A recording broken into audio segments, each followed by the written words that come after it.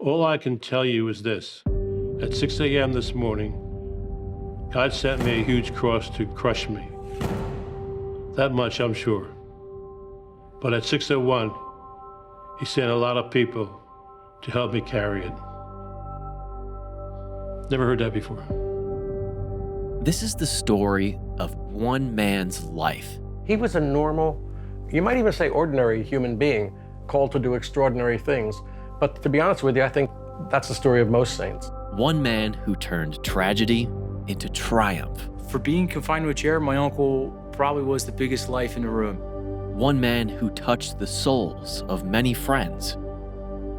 A day doesn't go by that I don't think of him.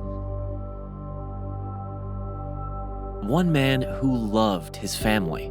He would be the center of our family when he was well, and he obviously became the center of our family whenever he wasn't well. And most importantly, one man who lived his faith. Besides a really good guy, I would describe him as a very holy, a very socially aware, just, loving and kind, ever-present person.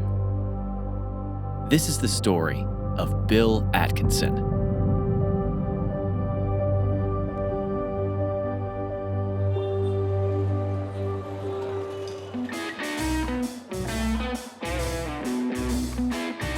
Like many extraordinary lives, Bill Atkinson's started out extremely ordinary. To grow up in this area in the 50s, I think it was the place to be. It was a simpler time. Everybody knew everybody. There's something like 150 kids on the street at one time.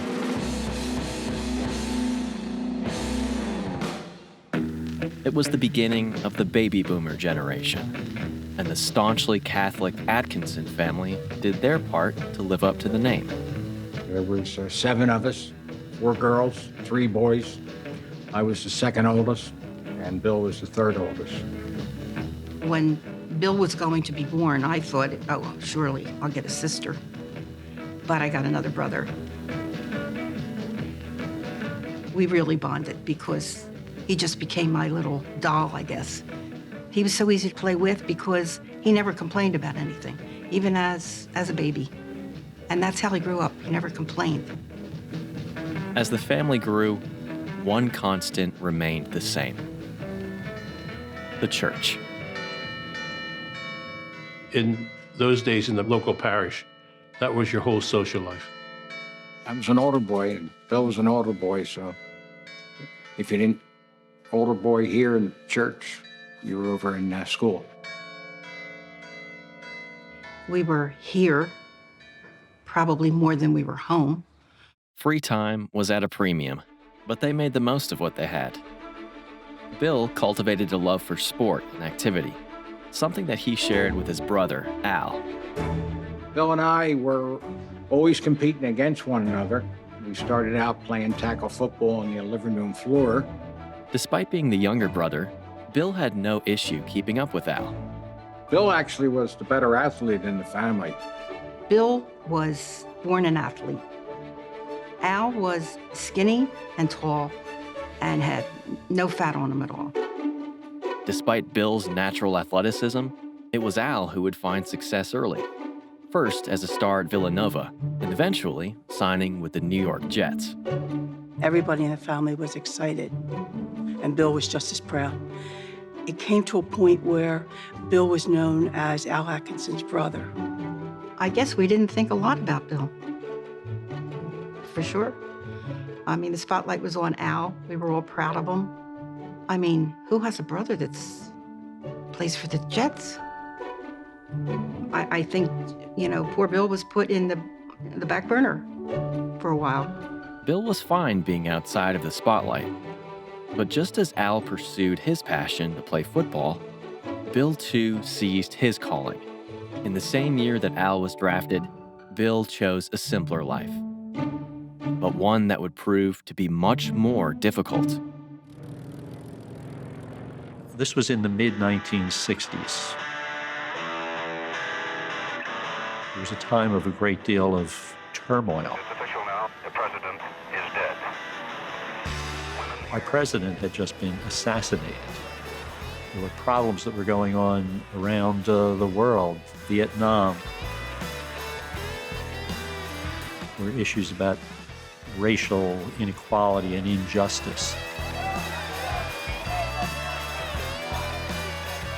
Well, I think many of us were inspired to say, what is it that we could do? What can I do to make a difference? Bill turned to the Augustinians of the Order of St. Augustine for those answers. Alongside a few dozen other young men, Bill arrived in New Hamburg, New York, for a year of solitude and reflection, known as the novitiate. The novitiate is really the first official step toward becoming an Augustinian priest. It's a chance to have more time than you probably ever will in your whole life thinking about big questions, about important questions. By design, the novitiate year is isolating. The only interaction the young seminarians had were with one another. Camaraderie was built through sport and physical activity, one of which changed the course of Bill's life dramatically. February 22nd was just a day that I don't think any of us will ever forget. It was a holiday, and we had more time for recreation. And for us, at that time, that was a big deal. So the day started with a surprise snowstorm. Ted and Bill were among the first to climb the nearby hill for one of their favorite activities, tobogganing. We never could have imagined that there was tragedy waiting for us at the bottom of the hill. And the snow was blowing up in their face because it had just come down the day before. And what happened was that his toboggan veered off the path and hit the tree head on. It was 1965. No cell phones. No way to bring help because of the snow. Bill's life was in jeopardy. Ted and the other novices knew they had to get him to an emergency room, so they used one of the toboggans as a stretcher. At one point, his arm just slid off his body and just dangled by his side. It was just clear he had no control over that. That was just a very striking image. The details of the accident were archived by the Augustinians. He was taken to St. Francis Hospital in Poughkeepsie, New York for immediate treatment. Dr. Robert Wise diagnosed a broken neck and severely damaged spinal cord. They really didn't think Bill was going to make it even through the night, let alone days or weeks. Came in from school, and my grandmother was there, but Mom wasn't. And I said, where's everybody? She said, oh, I don't want to tell you this, but I have to. Bill was in an accident. And I said, oh, what I said to her a couple times was, is he alive? Just tell me, is he alive? Al raced to upstate New York to join his parents alongside Bill's bedside. And when I went into his room, I couldn't believe the amount of tubes that were going in and out of his body. It was tough absorbing what I was seeing. It was so serious that we were told to pray for a happy death. Again, the Augustinian records tell the story of Bill's condition. Bill had suddenly taken a very bad turn and was thought to be near death. Father Krupa asked him whether he wished to pronounce his temporary vows in the order. Bill indicated positively that he did, and also realized that he was in danger of death at that time. There is a provision in our constitutions that someone in that situation who is a novice can profess vows before the novitiate is completed, and that's what Bill did.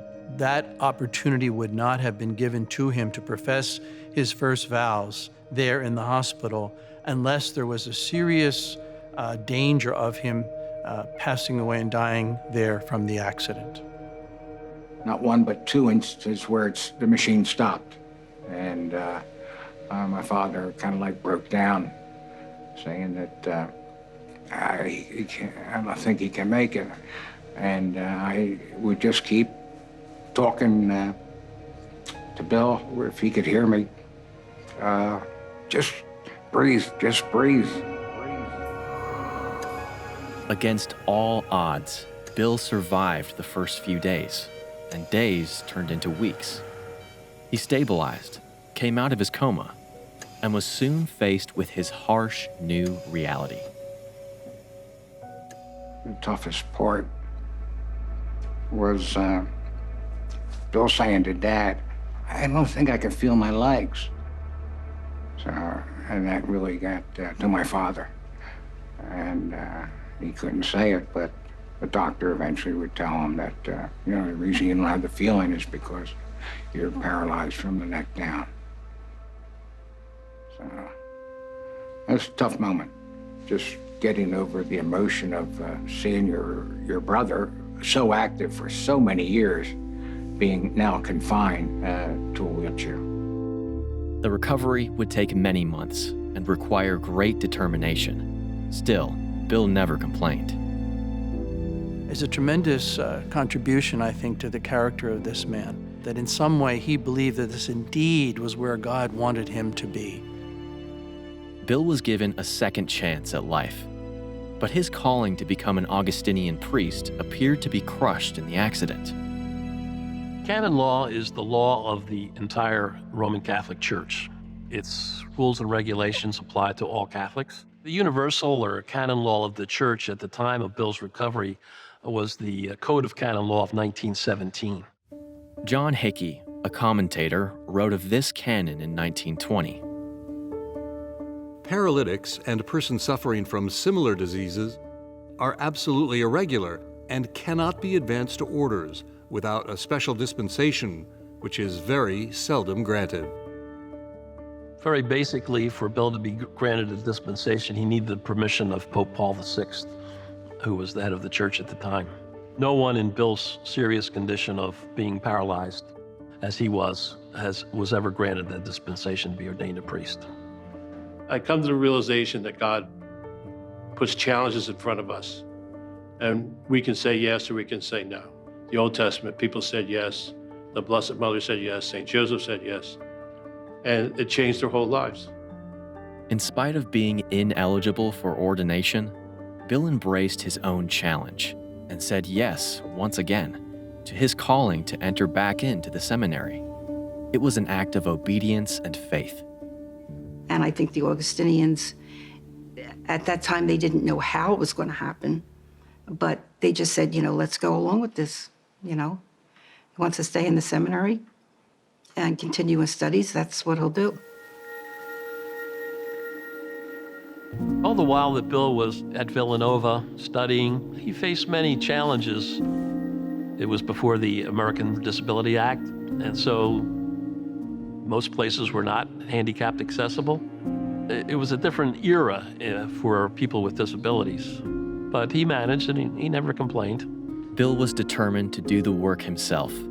Using the limited jerking motion in his neck and shoulder, he tediously typed his papers, one letter at a time, using pencils attached to his hands. He was determined, even just trying to type with a pencil out of his mouth. I typed, but to see someone type with a pencil and never give up, they just had the strength and the determination. When it came to doing his papers or taking his tests, he always insisted on doing them on his own. Bill still required a team of people to help him around the clock. He viewed these people as being sent by God daily to help carry his cross. There wasn't anything you did for him, no matter from the biggest thing to the littlest thing. Every time he'd say, "Thank you." There were times, though, Bill struggled alone.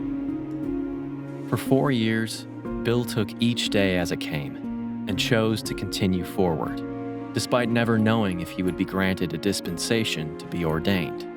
During this time, a dispensation appeared to be unlikely. Father Picard wrote to the prior provincial at the time, "We have it on good authority that if we would request a dispensation now, it would probably be turned down." Once again, Bill chose to continue to lay down his life for his calling, spending 5 more years in seminary clinging to the hope something may change. Certainly, Bill since the time of his accident, faced many challenges to becoming an ordained priest. There were times when he felt like giving up and, not doing the effort. But I think he always believed that the hand of God was in the whole situation and that God had a plan for him. That being said, I think we kind of thought, well, it's a good thing we're trying, but it's not going to happen. Bill's time in seminary spanned nearly a decade. His siblings began careers and got married. The British invasion came and went, and Broadway Joe Namath predicted a win over the Baltimore Colts in Super Bowl III, making his teammate Al Atkinson a star. During all of this, Bill kept moving forward. After 9 years of seminary, the only thing left to do was to request a dispensation from the Pope. The whole Augustinian community worked to build the case that Bill should be ordained in spite of his disability, not because of it. And so this information was presented to the Cardinal Archbishop of Philadelphia, John Cardinal Crowell, that this man has completed his education. He is qualified. He happens to be a quadriplegic. Father Edward Dixie, OSA, wrote of him. To my knowledge, he has never used his handicap as an excuse to avoid responsibility. He has insisted upon living the life of a religious who is studying for the priesthood as fully as he is capable of doing it. Rome responded quickly. Pope Paul VI wanted Bill, in his own words, to make the request.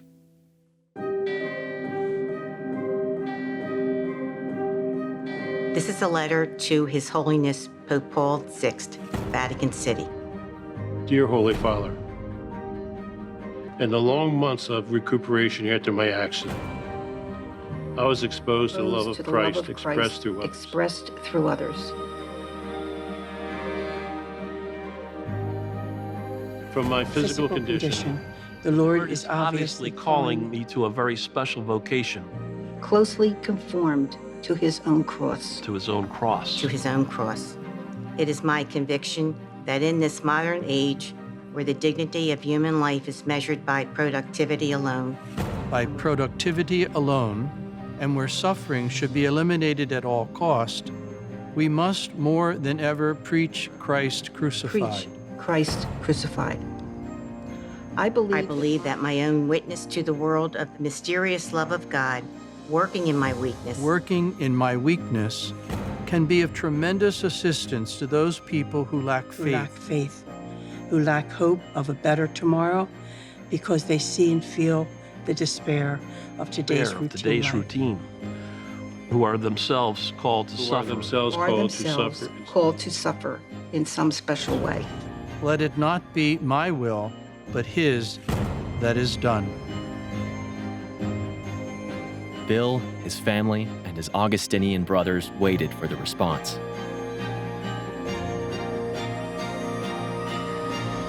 I can still remember that day.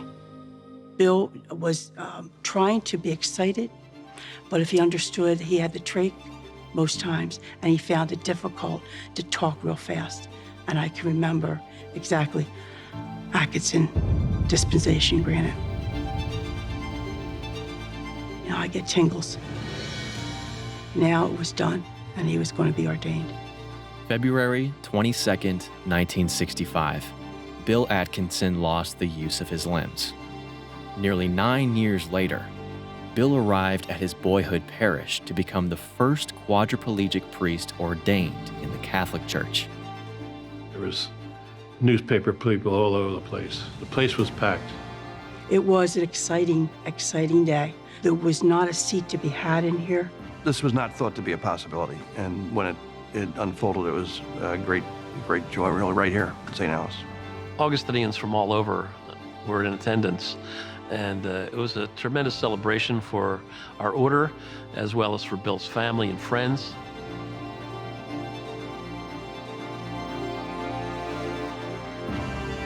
His moment had finally come, and I was very proud of the event that was taking place.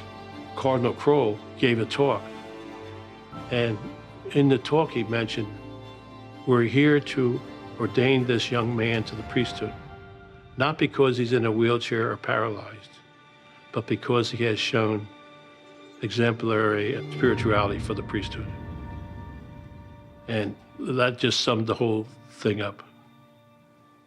When Cardinal Kroll put his hand on Bill's head, it was a very special moment for me.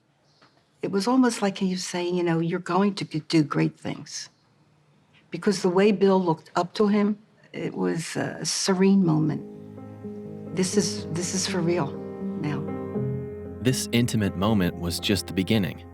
The following day, Bill would celebrate his first Mass, which became global news, much to the dismay of the humble priest. His first Mass was in the field house here in Villanova, and people came from all over for it to experience it, and it was really quite a celebration. There were more people there that I didn't know than I knew, because his life and his publicity about his illness and his accident really traveled in all those years. Whether Bill wanted the attention or not, this moment, the first quadriplegic priest to celebrate Mass, was bigger than him.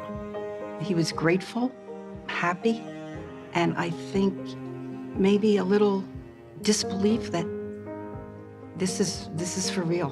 Bill, in his physical condition to be ordained a priest, gave great affirmation to those with disabilities that they had a role to play in the church, whether it be ordained or not. Bill's impact on the world did not start or end on February 2nd, 1974. His ministry spanned his entire lifetime, including 3 decades as a teacher at Monsignor Bonner High School in Upper Darby, Pennsylvania.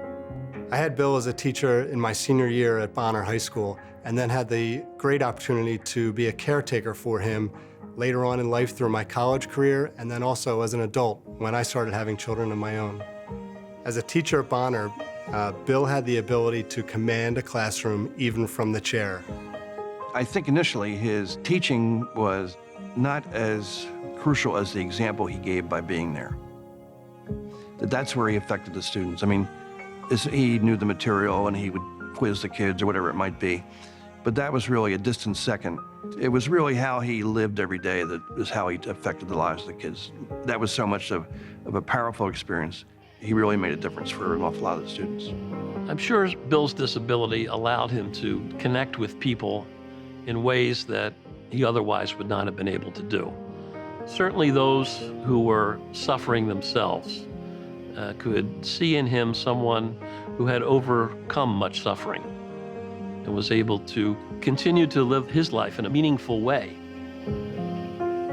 There is no limit to love's forbearance, to its power to endure.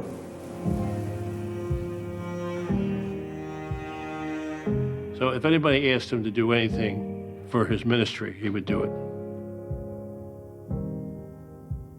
He did a lot of weddings. He did a lot of baptisms. People were requesting that he come and speak at a communion breakfast or Father and Son Association at parish. But he would do it for his ministry to, say that, here I am, you can do the same thing. Anybody can persevere. So in conclusion, I'd like to certainly thank my family. Through their love and support, it certainly makes tonight possible. They certainly give me the virtue of perseverance. What comes to my mind is, behold the work of God. And behold Bill's willingness to cooperate with God's grace in his life. Bill's ministry came to an end in 2006, when after years of health scares, he took his final breath.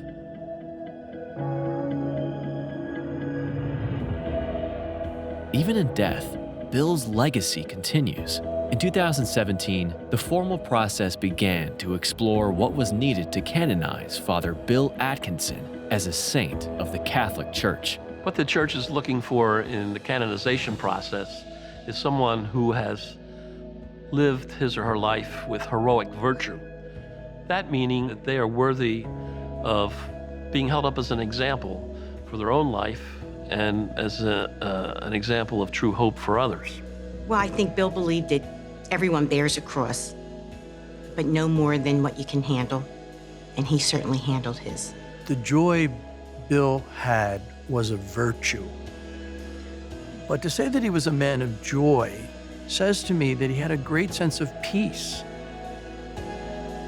The case to explore the possibility of canonizing Father Bill Atkinson was approved and remains in process.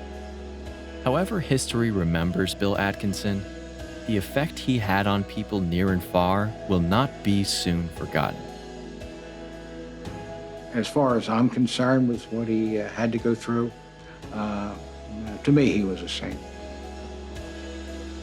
The time I spent with Bill taking care of him, I never really looked at him as a saint in that moment, but looking back upon his life, I can absolutely see why people would deem him a saint now. He did great things in other small ways.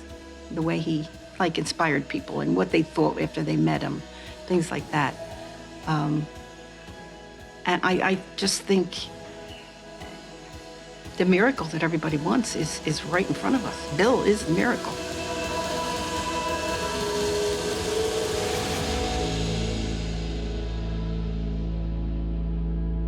To learn more about the life and legacy of Father Bill Atkinson, please visit augustinian.org.